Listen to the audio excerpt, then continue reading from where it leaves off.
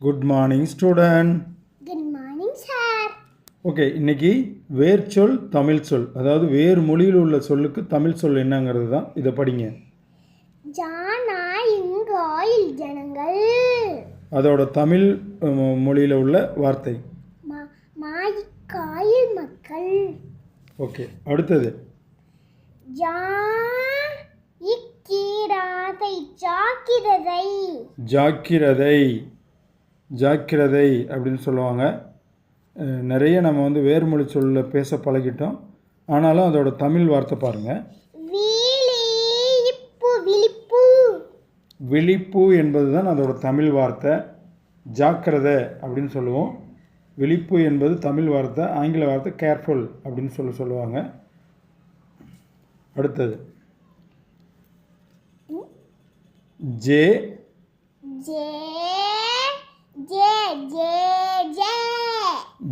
J இதுவும் வேறு மொழி சொல்லுது. தமிழ் மொழியில் என்னன்னு பாருங்க.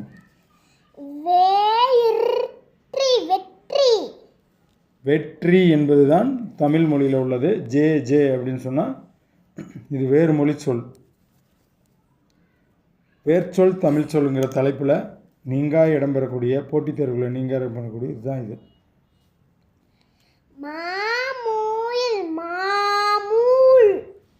இன்றும் நிறைய இடத்துங்களில் பார்த்துருப்பீங்க. மாமூல் தரணுமா மாமூல் வாங்க வந்துட்டாங்கன்னு சொல்லுவோம். ஆனால் அதோட தமிழ் வார்த்தை வந்து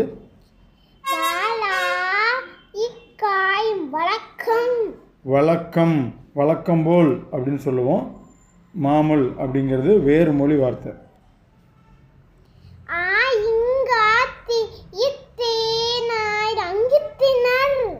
அங்கத்தினர். அங்கத்தினர் அப்படிங்கிற வார்த்தை வந்து வேறு மொழி வார்த்தை. தமிழ் மொழியில்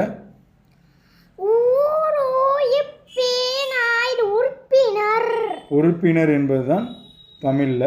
ஆங்கிலத்தில் மெம்பர்ஸ். அங்கத்தினர் என்பது வேறு மொழி சொல். உறுப்பினர் என்பது தமிழ் மொழி சொல். அங்கத்தினர் என்பது வேறு மொழி சொல். உறுப்பினர் என்பது தமிழ் மொழி சொல். அதிபர் என்பது வேறு மொழி சொல். தமிழ் மொழி சொல். அதிபர் என்பது வேறு மொழி சொல். தலைவர் என்பது தமிழ் மொழி சொல். அதிபர் என்பது வேர்ச்சொல், அதாவது வேறு மொழி சொல். தலைவர் என்பது தமிழ் மொழி சொல். லீடர் ஆங்கிலத்தில் வந்து லீடர்னு சொல்லுவாங்க. இங்கிலீஷ் மீடியம் படிக்கிற ஸ்டூடெண்ட்டுக்காக லீடர்னு தெரிஞ்சுக்கணும்.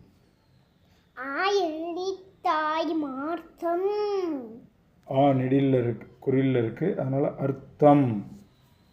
அர்த்தம் என்பது இப்படி பேசினா என்ன அர்த்தம்னு இன்றளவும் பேசிகிட்டு இருக்கிறோம் நம்ம அதை. ஆனால் அதோட உண்மையான பொருள்,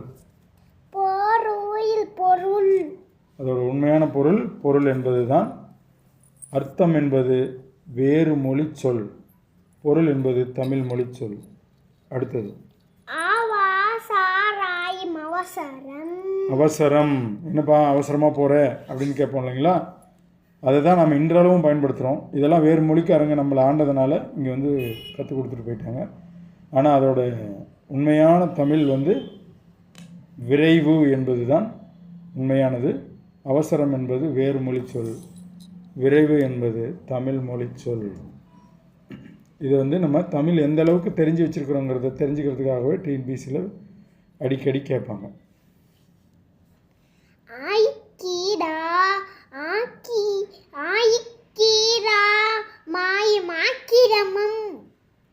வந்து குறில். அக்கிரமம்.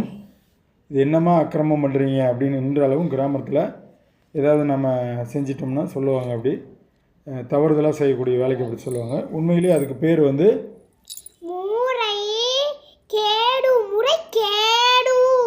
முறைகேடு என்பது தான் அதோட தமிழ் சொல்.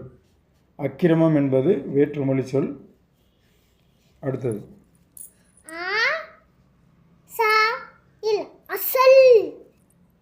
அசல் என்பது வேறு மொழி சொல். இன்றும் சொல்லிக்கிட்டு இருக்கிறோம். வட்டி கொடுக்க.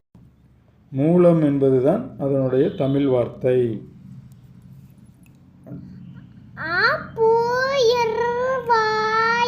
ஆர்ப்புவம்.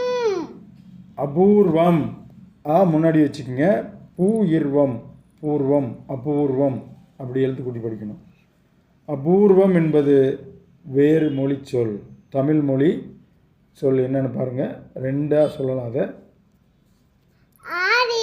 அரிது, புதுமை, புதுமை. அரிதுன்னு சொல்லலாம், புதுமைன்னு சொல்லலாம். அரிதாக கிடைக்கக்கூடிய தாவரங்கள் அப்படின்னு சொல்லுவாங்க. அரிது அல்லது புதுமை அந்த மாதிரி சொல்லலாம். அபூர்வம் என்பது வேறுமொழி சொல். அரிது, புதுமை என்பது தமிழ். அடுத்தது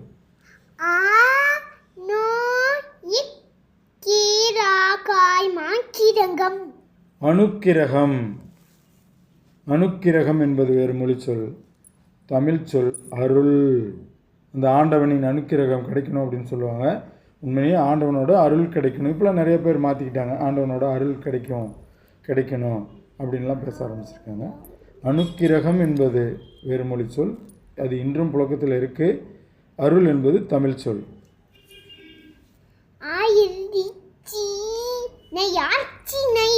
அர்ச்சனை. அது நம்ம தமிழில் பேசும்போது அர்ச்சனைன்னு சொல்லுவோம். அர்ச்சனை பண்ணியாச்சா சாமிக்கு அப்படின்லாம் சொல்லுவோம். அது உண்மையான சொல் வந்து அர்ச்சனை. அது வந்து வேறு மொழி சொல். ஆனால் தமிழ் சொல் வந்து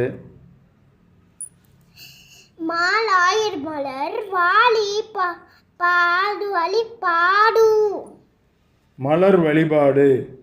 சாமிக்கு வந்து மலர் தூவி அர்ச்சனை பண்ணுறோம் இல்லைங்களா, அதை தான் மலர் வழிபாடுன்னு சொல்லுவோம்.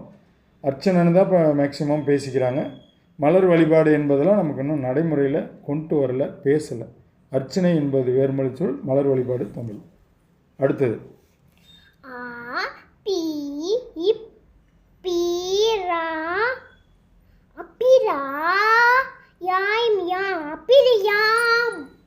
ஓகே, இது கொஞ்சம் பெரிய வார்த்தை.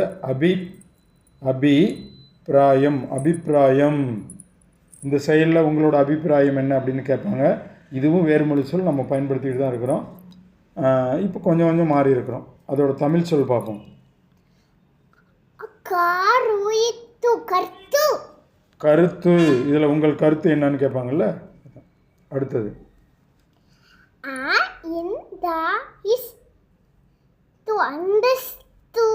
Very good. அந்தஸ்து என்பது உங்களுடைய அந்தஸ்து என்ன, எங்களுடைய அந்தஸ்து என்ன, இந்த மாதிரிலாம் கேள்விப்பட்டிருப்போம். அதோட தமிழ் வார்த்தை வந்து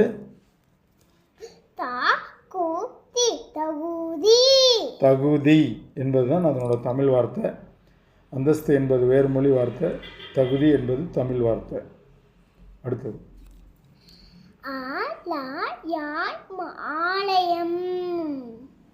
ஆலயம் என்பது வேறு மொழி வார்த்தை. ஆலயம்னா என்னன்னு உங்களுக்கு தெரியும். முன்னாடிலாம் அதான் பேசிகிட்டு இருந்தாங்க. ஆலயம் இன்றளவும் போர்டில் கூட பார்க்குறோம். ஆலயம்னு தான் இருக்கும். இப்போ கொஞ்சம் கொஞ்சம் மாறி இருக்கு.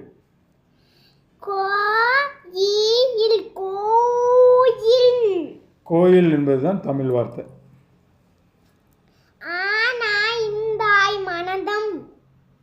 நெடில். ஆனந்தம் என்பதும் என்ன ஆனந்தமாக இருக்காங்க பார்ப்பா அப்படின்னு சொல்லுவோம் இல்லைங்களா. சந்தோஷமாக இருக்கிறது தான் அது. ஆனந்தமாக இருக்கிறார்கள் அப்படின்னு சொல்லுவோம். நிறைய பேருக்கு இதை ஜாயின் பண்ணி பேரெல்லாம் கூட வச்சுருந்துருக்காங்க. அதோட தமிழ் வார்த்தை பார்ப்போம். இப்போ கொஞ்சம் கொஞ்சம் பயன்படுத்துகிறோம் தமிழ் வார்த்தையை.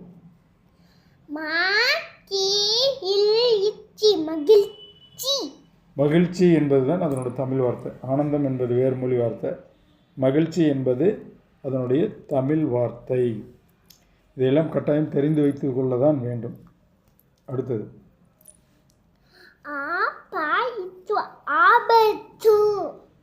ஆபத்து என்பது வேறு மொழி சொல். அது இன்றளவுமே பயன்படுத்திகிட்டு இருக்கிறோம். ஆனால் அதோட தமிழ் சொல் அழகான சொல் பாருங்கள். இடர்பாடு. இடர்பாடு எல்லாம் ஒன்று தான். அடுத்தது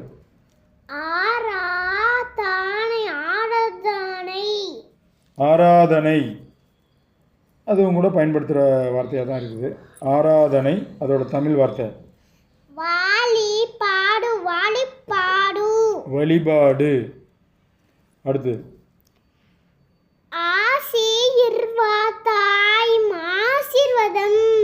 ஆசீர்வாதம், எங்களை ஆசீர்வாதம் பண்ணுங்கன்னு நம்ம இந்த இன்றளவும் இருக்குது. இருந்தாலும் கொஞ்சம் மாறிக்கிட்டோம், பாதி பேர் மாறிக்கிட்டாங்க. வாயில் இத்து கா இக்காயின் வாழ்த்துக்கண். Very good. வாழ்த்துக்கள், எங்களை வாழ்த்துங்க அப்படிலாம் கேள்விப்பட்டிருப்போம். ஆசீர்வாதம் என்பது வேறு மொழி சொல், வாழ்த்துக்கள் என்பது தமிழ் மொழி சொல். இப்படி ஒரு ஸ்டூடெண்ட்டுக்கு படிக்க கற்றுக்கும் போது இந்த மாதிரி முக்கியமான வார்த்தைகள்,